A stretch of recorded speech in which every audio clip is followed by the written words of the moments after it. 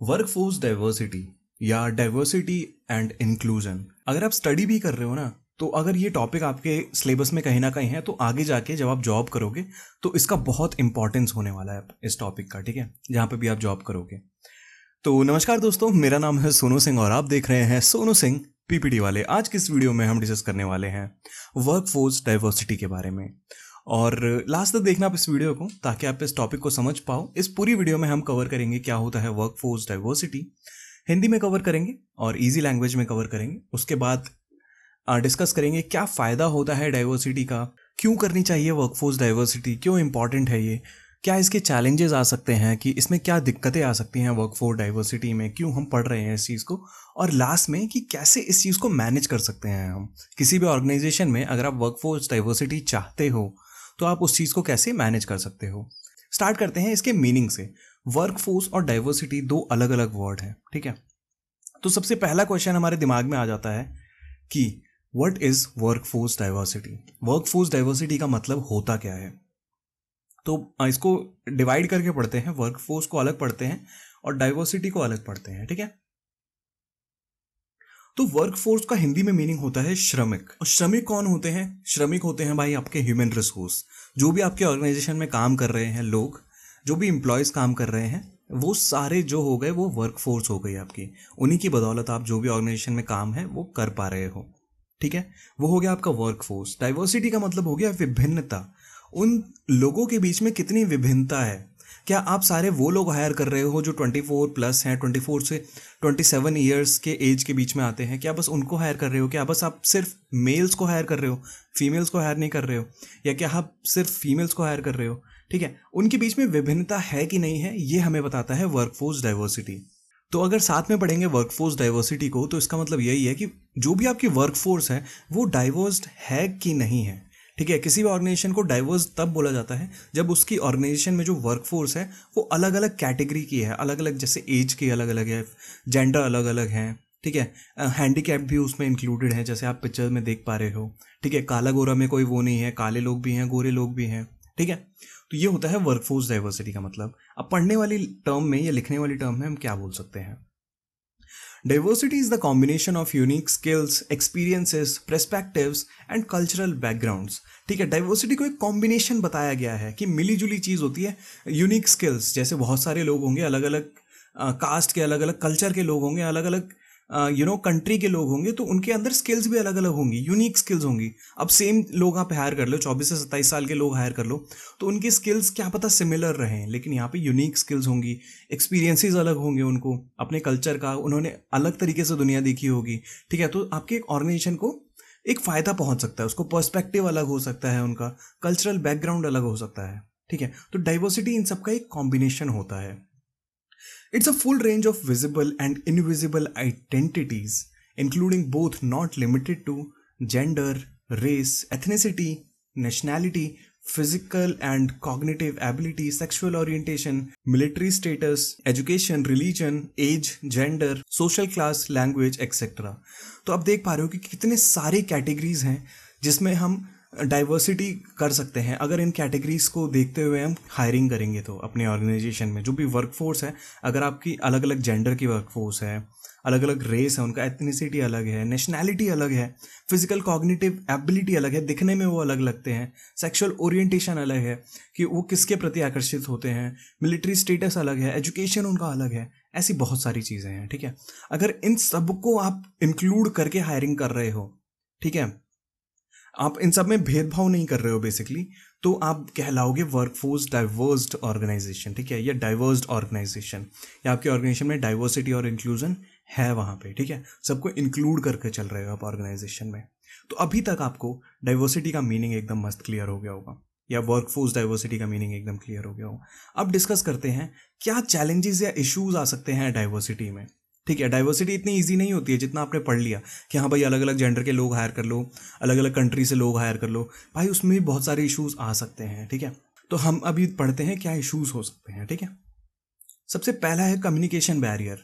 अगर भाई अलग अलग नेशनैलिटी के लोग हैं या अलग अलग जगहों से लोग आ रखे हैं, तो कम्युनिकेट करने का उनका तरीका अलग हो सकता है, ठीक है।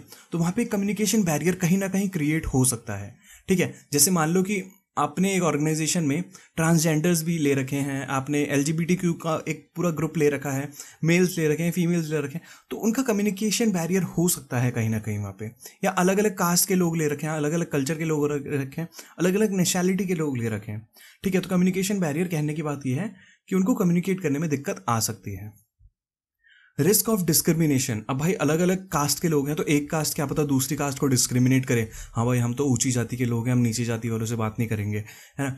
ये तरीके के इश्यूज आ सकते हैं ऑर्गेनाइजेशन में, लेकिन ऑर्गेनाइजेशन को इन सब चीज़ों को नहीं देखना चाहिए कि क्या ऊंचा क्या नीचा, कौन क्या है कौन कैसा है, ऐसा नहीं देखना चाहिए। उन सबको साइड में रख के जो भी है वो काम करना चाहिए, भेदभाव नहीं करना चाहिए। थर्ड होता है कल्चरल मिसअंडरस्टैंडिंग। वही ये रिस्क ऑफ डिस्क्रिमिनेशन वाला ही सीन है कि आप अगर दूसरे कल्चर से बिलोंग करते हो तो आप किसी चीज़ को कुछ और तरीके से समझ सकते हो, ठीक है, और कोई और कल्चर वाला है उसी चीज़ को किसी और तरीके से समझ सकता है ना। जैसे लैंग्वेज में भी होता है, अब पंजाबी में कुछ भाषाएं ऐसी होती हैं, कुछ मतलब वर्ड्स ऐसे होते हैं जो ऑफेंड कर सकते हैं किसी अदर रिलीजन को, ठीक है। फोर्थ हो सकता है जेंडर इनइक्वालिटीज, जैसे आपने एलजीबीटीक्यू का पूरा ग्रुप ले रखा है, आपने मेल्स भी ले रखे हैं, आपने फीमेल्स भी ले रखे हैं, तो उसमें इनइक्वालिटी होने के चांसेस बहुत बढ़ जाते हैं। फिफ्थ होता है जनरेशन गैप। अगर आपने एज बहुत ही ज़्यादा डिफरेंट एज ले रखी है, जैसे कि मान लो आपने ले रखे हैं 50+ ईयर्स के भी लोग ले रखे हैं ऑर्गेनाइजेशन में, आपने 20+ ईयर्स के भी लोग ले रखे हैं। अब जो 20+ वाला सोचता है, जो 20 साल वाला सोचता है, वो क्या पता 50 साल वाला जो सोचता है उससे मैच ना करे, है ना, तो वहाँ पे जनरेशन गैप भी हो सकता है। सिक्स्थ हो सकता है कॉन्फ्लिक्ट।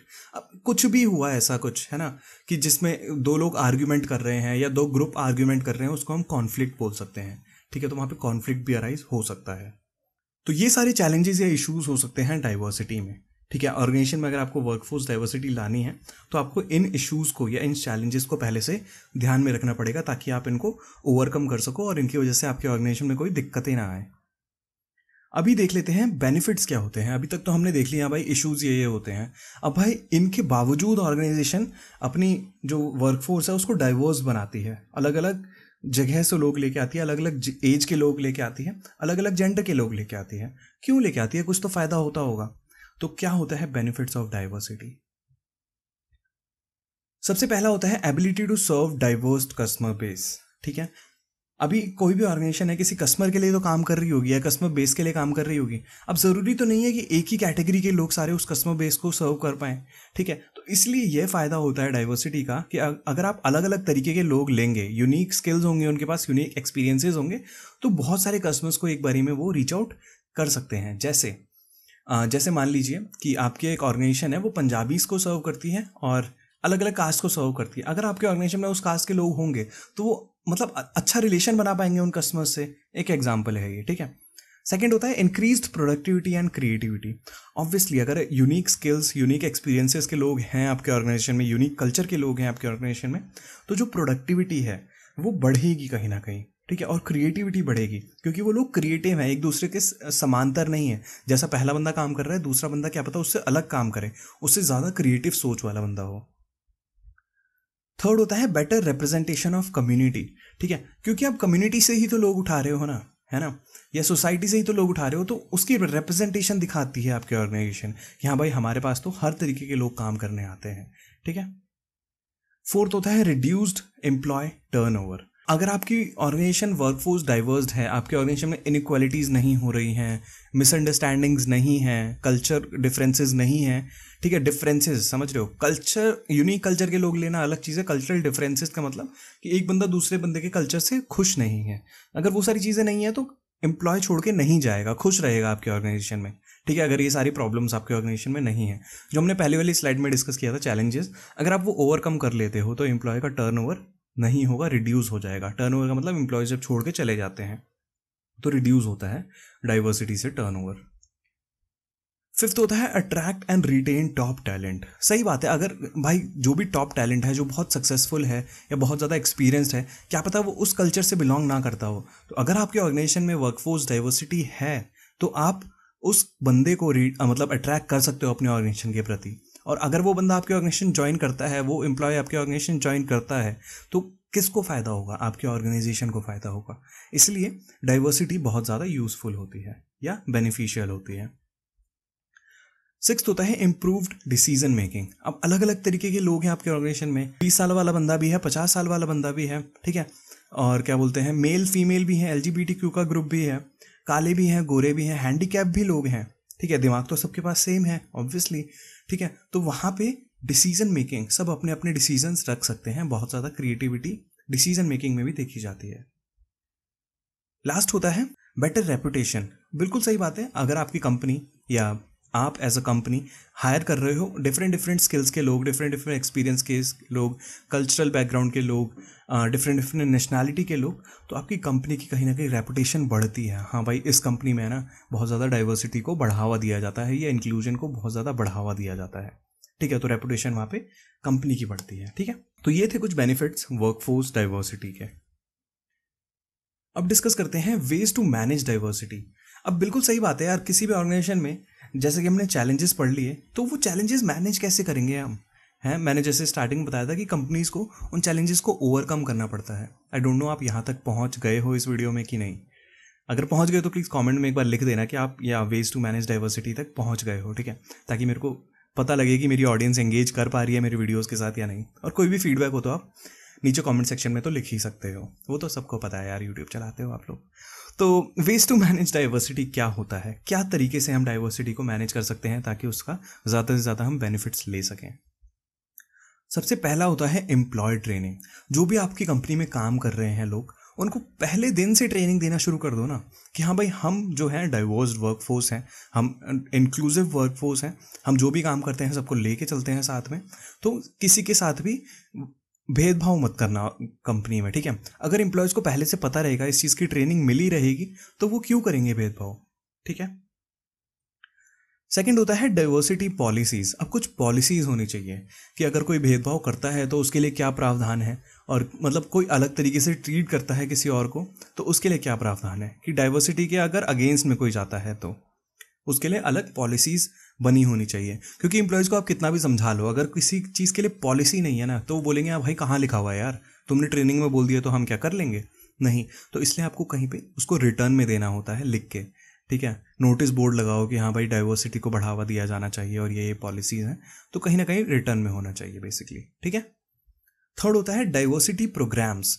अब बहुत सारे ऑर्गेनाइजेशन क्या करती है, प्रोग्राम्स ऑर्गेनाइज करती है डाइवर्सिटी को बढ़ावा देने के लिए। प्रोग्राम्स में कुछ भी चीज़ें हो सकती हैं, ठीक है। जैसे अभी अमेज़ॉन का आया था न्यूज़ में कि अमेज़ॉन ने LGBTQ के लिए, पूरे ग्रुप के लिए एक प्रोग्राम डिज़ाइन किया है, ताकि और लोग भी इस चीज़ को समझ सकें कि अमेज़ॉन एक डाइवर्स्ड ऑर्गेनाइजेशन है एम्प्लॉयज़ के लिए, ठीक है। तो ऐसे बहुत सारे प्रोग्राम्स होते हैं जिसकी वजह से डाइवर्सिटी को बढ़ावा मिलता है ऑर्गेनाइजेशन में। और फोर्थ होता है कम्युनिकेशन। ऑब्वियसली मतलब कम्युनिकेशन तो बहुत ज़्यादा इंपॉर्टेंट है। अगर आप बहुत ज़्यादा इफेक्टिव कम्युनिकेटर हो, जो भी आप बात करना चाहते हो वो दूसरों तक पहुंचा सकते हो। अगर कम्युनिकेशन में कहीं पे भी गैप हुआ, कहीं पे भी बैरियर आया, तो वहाँ पे प्रॉब्लम्स आ सकती हैं। जो भी इश्यूज़ हमने स्टार्टिंग में पढ़े थे वो आ सकते हैं, ठीक है। तो कम्युनिकेशन कहीं ना कहीं ध्यान में रखना चाहिए कंपनीज़ को, कि कम्युनिकेशन का जो फ्लो है वो बहुत ज़्यादा स्मूथ है। जो एक बंदा दूसरे बंदे को बात पहुँचाना चाह रहा है वो उस ही वे में पहुँच रही है उस बंदे के पास, नहीं तो दिक्कतें हो सकती हैं, लड़ाई हो सकती है, कॉन्फ्लिक्ट हो सकता है, ठीक है। तो यही थे कुछ 4 वेज जिसके ज़रिए किसी भी ऑर्गेनाइजेशन में डाइवर्सिटी को मैनेज किया जा सकता है। और ये 4 वेज लिमिटेड 4 नहीं हैं, बहुत सारे हो सकते हैं। आपके दिमाग में कुछ और आता है जिससे हमें डाइवर्सिटी को बढ़ावा दिया जा सकता है, वो भी आप लिख सकते हैं। तो यही था इस वीडियो में। आई होप आपको ये तीनों पॉइंट समझ में आ गए होंगे। क्या होता है वर्कफोर्स डाइवर्सिटी, क्या इसके कुछ चैलेंजेस या इश्यूज़ होते हैं, क्यों करती हैं कंपनीज डाइवर्सिटी, क्यों क्या इसके बेनिफिट्स होते हैं, और क्या वेज होता है डाइवर्सिटी को मैनेज करने का। तो अगर कोई भी दिक्कत है, कोई भी परेशानी है, कोई भी क्वेश्चन है, या कोई और टॉपिक भी है, अभी तो सीरीज़ चल रही है ऑर्गेनाइजेशन बिहेवियर की, तो अभी यही आएंगी कुछ वीडियोस आने वाले टाइम में। और इसकी एक प्लेलिस्ट का लिंक मैंने डिस्क्रिप्शन में दे दिया है। ये अगर PPT आपको डाउनलोड करनी है उसका भी लिंक मैंने डिस्क्रिप्शन में दे दिया है, तो डिस्क्रिप्शन जरूर चेक कर लेना।